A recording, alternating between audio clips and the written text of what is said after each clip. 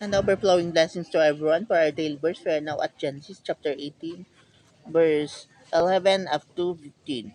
And now Abraham and Sarah were old and well stricken in age, and it ceased to be with Sarah after the manner of women. Therefore Sarah laughed within herself, saying, After I am waxed old shall I have pleasure, and my Lord being old also? And the Lord said unto Abraham, Wherefore did Sarah laugh, saying, Shall I of surety bear a child which am old? Is anything too hard for the Lord? At the time appointed, I will return unto thee according to the time of life, and Sarah shall have a son. Then Sarah denied, saying, I laugh not, for she was afraid.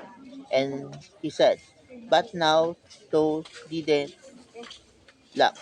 So this is the time that the Lord reassured that Sarah will bear a child, despite the fact that she is already menopause, and she is a barren woman, and she is already 90 plus years old.